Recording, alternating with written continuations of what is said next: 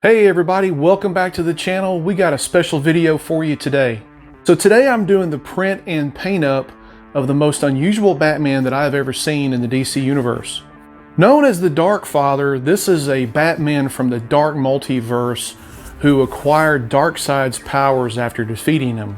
So this design was done by Javier over at Doses 3D, and I did put a link to his Patreon in the description below. Go over there and check him out. Look at my other video of Venom. He also sculpted that one as well. He's got some really good designs over there. Might want to go over there and check him out. So this is the only sculpt or statue that I've seen of the Dark Father so far. But I'm sure your bigger statue companies will probably come out with one eventually. And yeah, this is by far the most interesting Batman that I've seen. He has gray skin just like Darkseid. And he's got some badass powers just like Darkseid. Alright, so let's go check out the build. So here is the figure all put together and primered. I'm getting ready to start with the paint on it. The suit and the actual skin are actually a gray color. Even though it's a gray primer, I'm actually going to paint it a neutral gray color as well. And then we have this massive cape here, which was basically 3 pieces, and everything has been put together. It's been puttied and sanded, and I almost dropped it there. And so this one is going to be a blue color, and then we're going to go over some shading with the cape as well. And then the base is fairly small. The base looks like this. Of course, it's got Doses 3D, has their logo on there, and then it has the bat is right here. He does have gray skin, and then a blue cowl, and it's pretty detailed. If you can see that, it's actually a really nicely detailed head sculpt. And so I'm getting ready to lay down the first coats of paint.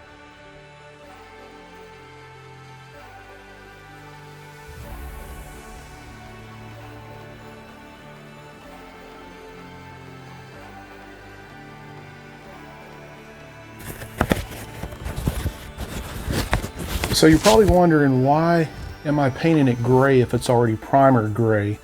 Well, a couple of reasons why is because, for one, I want it to be a uniform finish on it, and if I have to go back, then the color is going to be even if I have to do any touch-ups or repairs. And plus, I want it to be a little bit smoother whenever I add the shading and the highlights. And the other thing too is when you take and start doing washes and stuff like that over a primer, it has kind of a gritty texture to it, so it's not very fluid if you don't paint over it. It's not as smooth, and it just doesn't flow within the cracks and crevices like it should. So by covering it with a paint, for one, it's just going to give a better overall finish, in short. And plus it just looks better. And like I said, if you have to go back and do any touch-ups later on, then it's a lot easier with that one uniform color. All right, so what I'm getting ready to do now is I'm getting ready to paint the cape and the cowl just in a basic flat blue.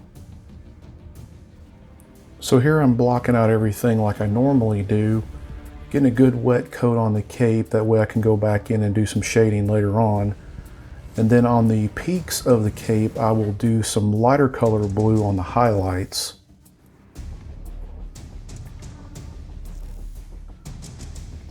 Same thing with the head. What I'll do is I'll go back in and I'll repaint the face itself, the gray skin.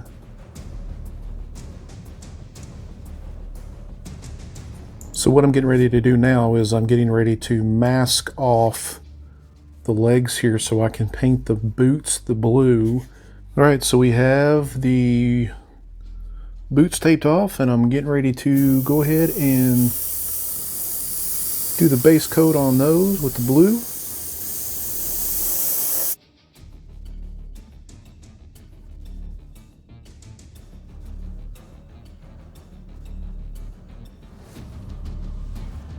So I opted to hand paint the trunks rather than masking everything off and going through the painstake of doing that. Since blue is a darker color, it should take to the gray fairly well with maybe 1 or 2 passes. Plus sometimes I just like to hand paint stuff.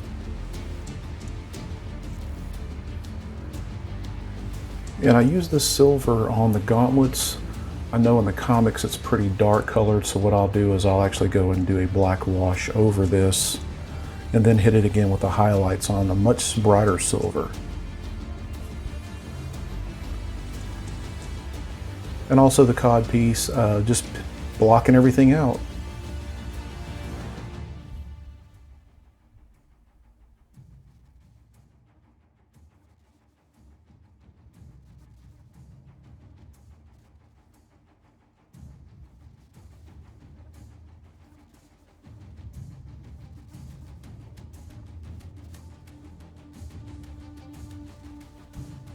And here I'm just touching up on some of the details like the straps on that are holding the gauntlets together.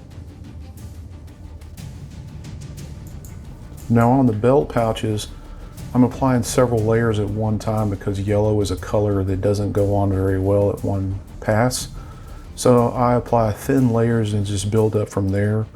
I'll go back and do a shading on the recesses, and then I'll actually take a brighter yellow on top of that for the highlights.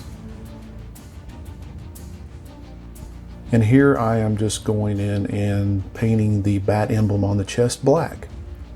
Very simple, just very good line work. If you did mess up, you can always go back later on and fix your line work. I tend to do that quite sometimes.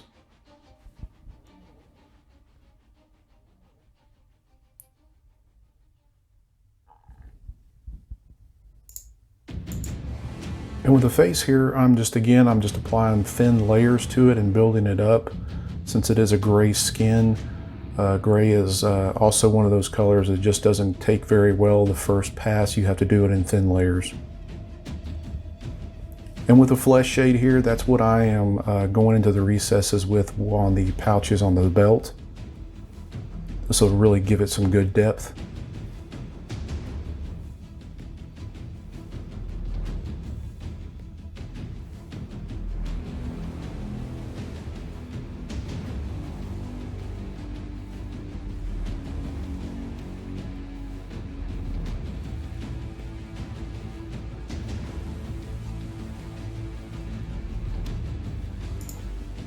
And here I'm using this Known Oil shade right here from Citadel to go in and put a lot of the shading onto the gauntlets, onto the metal areas and stuff. And I decided to go ahead and actually shade the whole entire upper body simply because on the skin there's a lot of cracks and crevices and I wanted to bring those out. And I'll go back in later on and dry brush some of that area in there. And I'll also do some glazes as well to help bring back that gray color. This shade is really good for bringing out that detail work.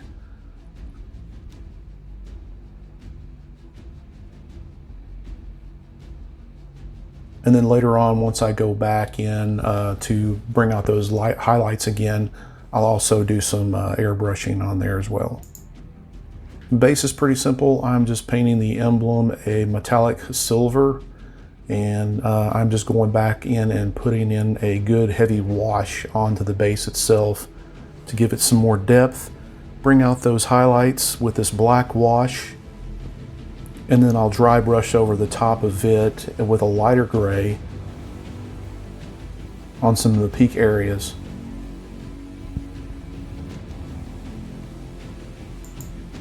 And here on the pouches, I am using a lighter color yellow. It's almost a beige to do some of the highlights and dry brushing that on there. And then I'll go back in with a basic yellow over the top of that. The reason being is it just really makes it pop. It brings out a brighter color in the end when you use a lighter base. I probably could have done this with the basic yellow to begin with, but I don't think that I would have achieved the same result as I was looking for by doing it this way.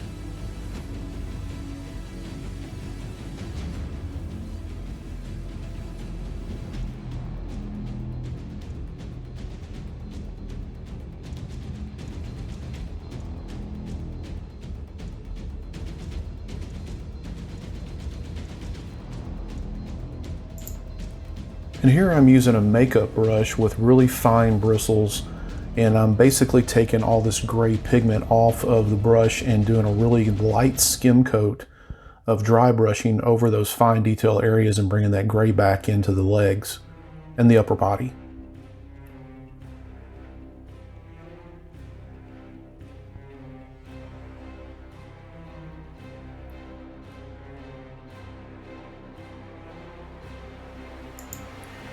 And here I'm just highlighting some of those areas on the armor with a brighter silver.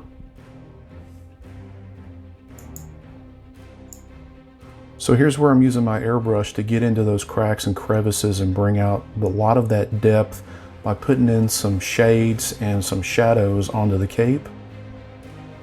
And then later on I will go back in onto the highlights and put in a lighter blue on top of that to really make it stand out.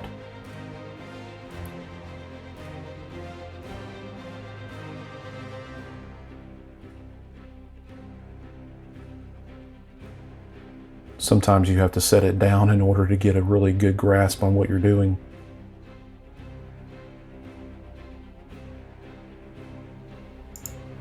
And here I'm doing the same thing on the legs and the upper body. I'm just going in and finding those shady areas and just putting in some shadows into there. Again, making it a little bit more contrast to it and giving it some depth. Doing the same thing on the boots. I will actually do some highlights on there as well. I just don't want to make it one-dimensional and make it stand out a little bit better on the figure.